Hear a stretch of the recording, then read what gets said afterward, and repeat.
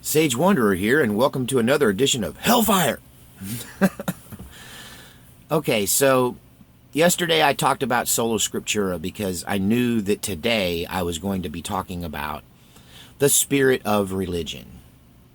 What is the spirit of religion? The spirit of religion is something that I believe many Christians have identified as a demonic force that has infected the church. It causes division. It seeks to encourage judgment of other Christians, which is in a direct violation of the command of Christ not to judge one another. And that it is responsible for the schisms and the division of the church until it has been so watered down and so completely disintegrated into such tiny parts that it can no longer effectively stand up against the powers of evil that are infecting the world. Powerful statement. So what is the spirit of religion? Well, I talked about the Council of Nicaea. I don't think it started there, although it was in full swing in many ways in those meetings and in that time. I believe that Paul battled with the spirit of religion, that he fought it in his own self, because look at who he was. He embodied the spirit of religion when he was Saul. That Paul was responsible, many people believe, he was at the head of the mob that stoned Stephen, the first Christian martyr apart from Christ. And he did it because of religion. The spirit of religion is the foible and flaw and at the root of every Christian doctrinal mistake. It's at the core of every church split. It's really the thing that makes Christians think that it's okay to judge other people. Judge not, lest ye be judged. And however you judge someone, that ruler, that measure of judgment will be used against you. So one could argue that a person that is more accommodating and less judgmental would receive more grace in the end than someone who goes around judging everyone else, that they will have to live by the very strict pathway that they've laid out for others and demanded that they live by. The spirit of religion, I think, in modern times can be defined in a persona that is like a stereotype of, it's kind of the church lady stereotype. How many of you have had this experience? You missed a Sunday of church. You were sick, whatever. You went on vacation. You went to another church to visit. You just felt like staying home that day. And you show up to church the next Sunday, and the little lady on the front row, who's always looking like this at everyone and everything, comes up to you and says, "Sure did miss you last Sunday at church." Now, do you think she really missed you? Do you think she sat there and went, "Oh, boy, that guy Joe, I sure missed him. He sure is a pleasure to be around"? No, what she meant was, "You failed to show up at church at the appointed time. How dare you?" Isn't that how it makes you feel? The spirit of religion and the spirit of judgment and the spirit of ridicule are all locked together, and it's infected the church. The spirit of religion is the thing that has separated us all. I mean, ultimately, the spirit of religion will take a minor difference in a person's belief system or a person's doctrinal thought, which has no effect on their relationship with God. It has no effect on whether they'll make it to heaven or not. It doesn't define whether they should be called a Christian or not. It's simply a minor disagreement, but it will be conflated. It will be inflated. It will be built up into this thing that separates people. That we must overcome the spirit of religion in the church before the church can become a unified force again and fight against the demonic forces that have taken over our world. Let's talk about tobacco use, for instance. Would you be surprised to know that once upon a time tobacco use was not only okay in every church on earth, but that people actually smoked in church and no one thought a thing about it? that the prohibition against tobacco in many churches has a political reason behind it and is part of a secular movement that has very little to do with Christianity? That there is even a type of pipe called the churchman. It's a really long pipe, and it was designed so that you could smoke your pipe without holding on to it, all right? Because you need both hands to look at the Bible.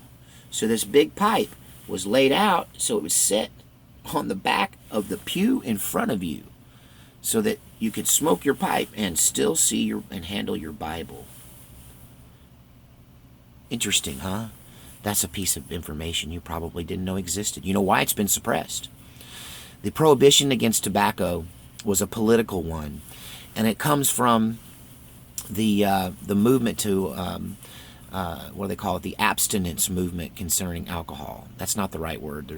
Help me out in the comments there. What do they call that? The movement from the 19th to the 20th century against alcohol, and a lot of this had to do with people in the West, where the saloon was still part of the culture, and as the women moved west and started to settle the Wild West into more gentrified and more, family-friendly communities, they sought to get rid of the saloon. And so they started the war on alcohol and alcohol use. Moderate alcohol use was always a part of the Christian faith. So was smoking, especially in America where smoking began. And it was not seen as a reason to separate you from God in any way, as long as you weren't a drunkard. You could have a drink. This is where you start to see the movement away from actual wine in communion to grape juice. It was this movement by Western women to abolish the saloon, and they went after tobacco because when you drink, you smoke. That much of the South, that was a real hard sell for them because they all worked in the tobacco industry, and it was their livelihood. It's how they fed their families, growing tobacco. So that's just one instance how you can take something that really doesn't have anything to do with the Christian faith historically or biblically. There's nothing in the Bible that says you can't smoke, but they took it for political purpose to get rid of the saloons in the West, and they inflicted it on Christianity and made it part of a dogma that is not biblically based. There's an old saying in the South: don't drink, don't smoke, don't chew, and don't hang around with those that do.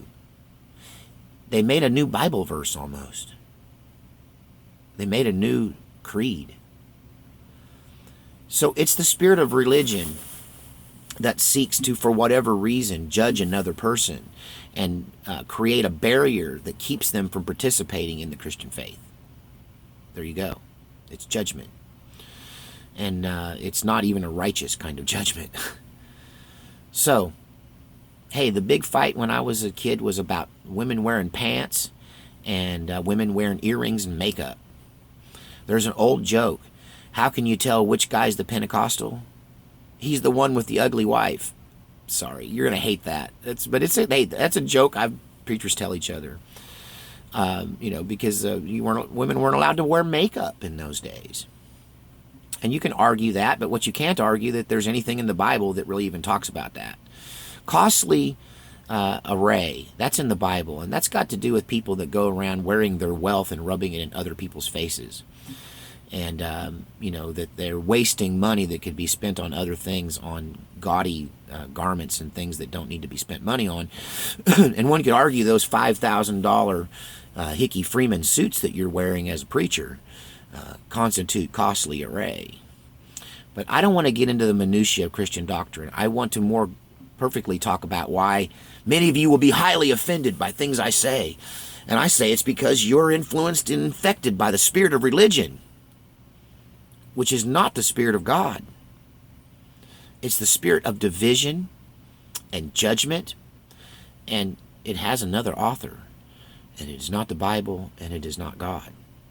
It's coming from the pit of hell, and it's one of the main things that's wrong with the Christian church today. It is hamstringing us and has been for some time. It is preventing us from coming together and focusing on the things that we do agree. Christ is risen.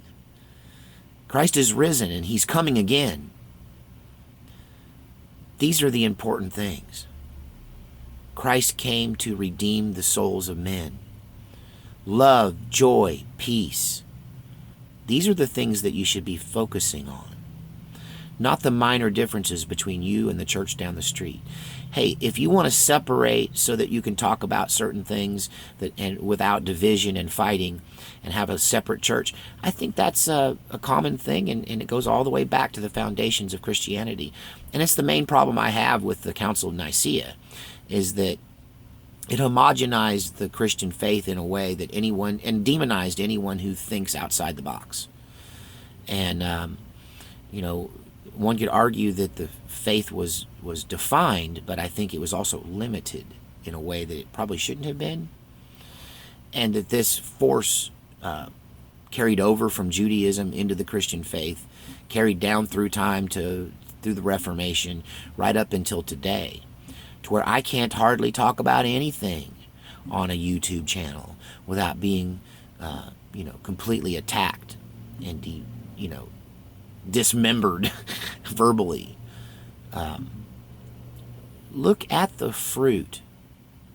Look at the fruit of what you're saying and doing. Is it producing unity? Is it producing good feelings amongst us? Is it producing positive results? Or is it separating us and robbing us of our power and deflecting us from the real true effort, which should be to banish the kingdom of darkness in this earth and to put forth the light of Christ into every corner of the earth? The spirit of religion prevents us from reaching our full potential as the body of Christ. If you haven't done a study on this, I recommend that you do a study on it. There's a lot of modern Christians who are talking about this evil spirit. The spirit of judgment that is causing the church to cannibalize itself and feast on itself. Every church split really comes down to people trying to drag political ideas, political concepts into the church, using manipulation to separate church people and create factions within the church. This is at the heart of the spirit of religion. It's the spirit of separation, the spirit of division. I'm not preaching ecumenical. Well, I am to a degree, but not like not the coexist kind. Okay, so Christian faith should be defined, and it should be well defined. And heresies that are destructive cannot be left alone just to take over the church. But at the same time, things that don't tie directly to Christian Orthodox dogma, things like smoking, for instance, things like proper attire. If your stuff is covered up and you're not going around flaunting how rich you are and rubbing it in the nose of all the poor people around you, then I don't really care what you wear to church. Don't wear a Aleister Crowley to church. Don't wear a pentagram in the church. You shouldn't be wearing that stuff. But the church has been divided over minutia for too long. It's time that the Baptists say, okay, I don't get the speaking in tongue things, but I'm not going to call you Pentecostals demonic for doing it. Because it's in the Bible. Speaking in tongues happened. 2nd chapter of Acts. I'm not going to, I think that people need to get over the minor differences in doctrinal opinion and come together in a cohesive way. If we don't stand up to the devil as one fighting force, we are going to be divided. Hey, the Army, the Marine Corps, the Air Force, the Navy, and the Coast Guard all have different rules, different uniforms, and different ways of approaching problems. But they work together collectively as a single fighting force against the enemy. And that's all I'm saying. Catholics, Protestants, Christians of all sorts need to come together into a central fighting force and work collectively together to overcome the enemy. In my next video, I'm going to name the principal deity and explain to you why child sacrifice has risen again in our world. This is the thing we should be fighting against, the open demonic, not the minor differences in our doctrines. I love you guys with the love of Christ, and I'm hoping and praying that we can all collectively now enter into a uncovering of the demonic and a unified force now that will fight to try to save our world from what is happening. May God surround you in his ring of fire and hedge of thorns of protection, and may the angels accompany you in this fight against evil.